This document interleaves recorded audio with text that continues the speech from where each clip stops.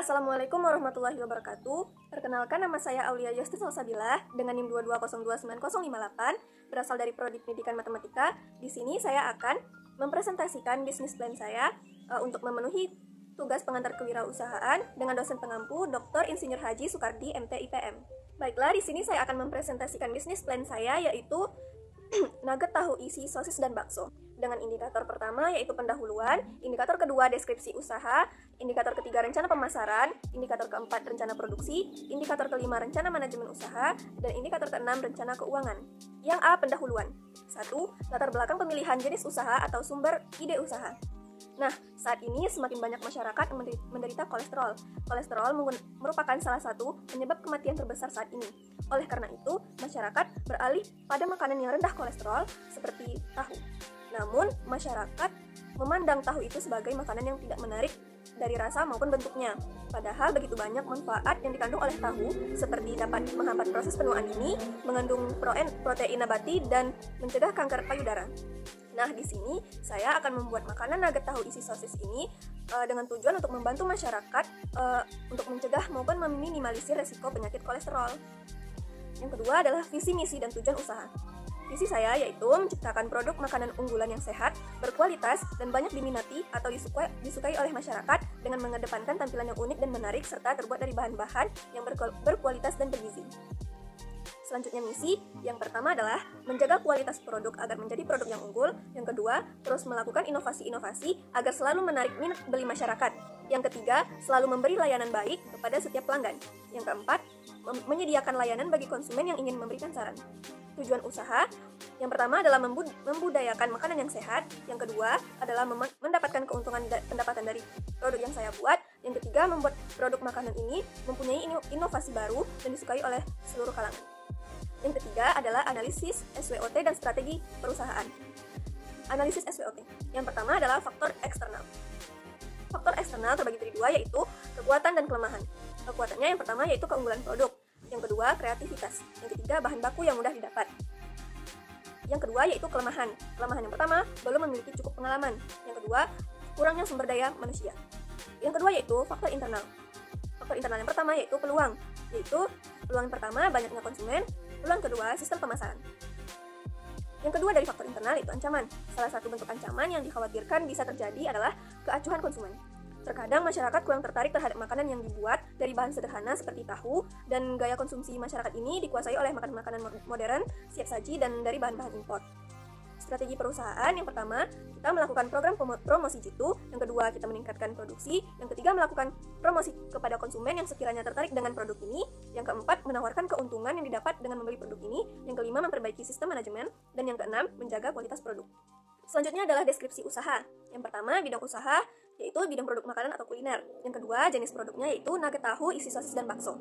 Yang ketiga, kegunaan, keunggulan, atau keunikan dari inovasi produk, yaitu produk ini memiliki peluang bisnis yang cukup menjanjikan karena makanan ini sangat dikenal dan harganya ekonomis, serta dapat dinikmati oleh semua kalangan.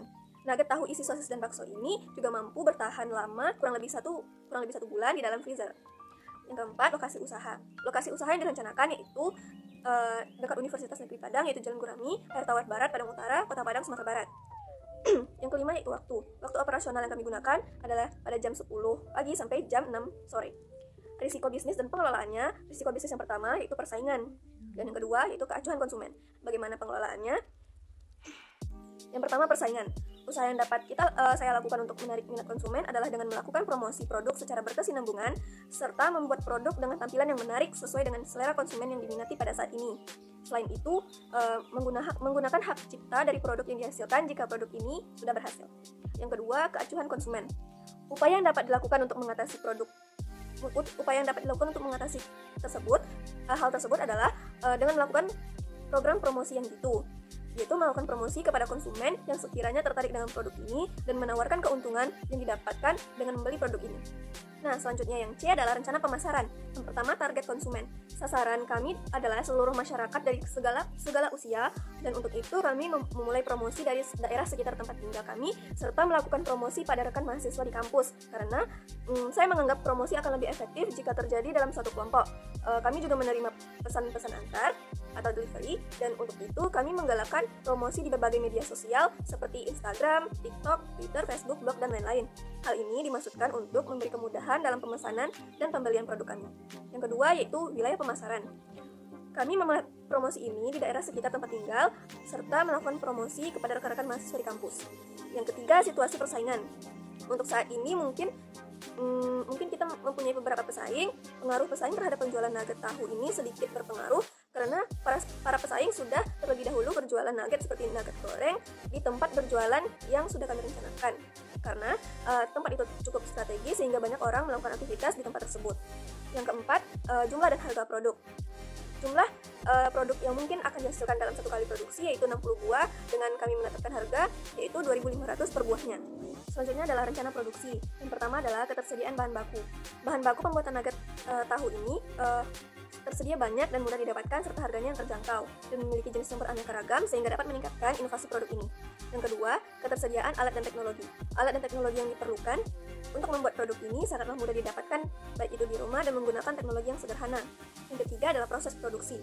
Cara membuat produk nugget tahu ini tidak jauh berbeda dengan nugget-nugget yang lainnya, yaitu dengan langkah-langkah berikut ini. Yang pertama, kita campurkan tahu yang sudah dihancurkan, lalu campur dengan susu cair, telur, tepung sagu, tepung maizena, bawang merah, bawang putih, garam, merica, gula pasir, kaldu bubuk, dan margarin. Selanjutnya, aduk hingga rata. Yang kedua, siapkan loyang tahan panas, lalu olesi dengan minyak goreng, dan masukkan isian sosis dan bakso ke dalam adonan tersebut. Lalu kukus selama 20 menit hingga matang. Lalu kita angkat dan dinginkan. Yang ketiga, setelah dingin, masukkan ke dalam adonan kocokan telur, lalu lumuri adonan tersebut ke dalam tepung panir dan disimpan di dalam lemari pendingin selama 2 jam atau hingga beku.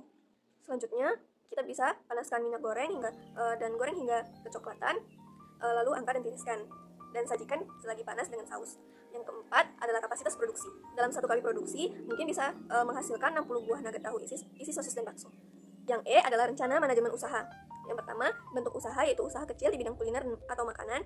Struktur organisasinya yang pertama adalah pemilik atau direktur, yang kedua manajer yang terbagi atas 3 yaitu manajer keuangan, personalia, dan manajer operasional. Yang ketiga, staf atau karyawan. Selanjutnya, tim pengelola adalah pemilik usaha sendiri. Yang keempat adalah rencana UKM Mitra yaitu membuat produk makanan dari bahan tahu yaitu nugget tahu, isi sosis, dan bakso. Selanjutnya adalah rencana keuangan. Yang pertama, kebutuhan investasi dan modal kerja. Yang A adalah biaya tetap. Biaya tetap yang kami tetapkan adalah sebesar Rp445.000. Selanjutnya biaya variabel yang ditetapkan adalah Rp50.500 sehingga didapatkan biaya total yaitu Rp495.500. Dan selanjutnya kami akan menentukan biaya dan harga per unitnya. Biaya tetap yang dibutuhkan untuk satu kali produksi yaitu sebesar Rp56.000 dan total biaya produksi yang dikeluarkan per produksi sebanyak Rp106.500. Biaya per unit adalah total biaya produksi dalam satu kali produksi dibagi dengan jumlah produksi yang dihasilkan, itu sebesar Rp1.775. Jadi kami menetapkan harga jual terhadap nugget tahu ini yaitu Rp2.500 per buahnya, dengan modal awal yaitu sebesar Rp495.500. Yang kedua, rencana laba atau rugi. Pendapatan yang kami dapatkan dalam satu kali jual atau produksi yaitu sebesar Rp150.000.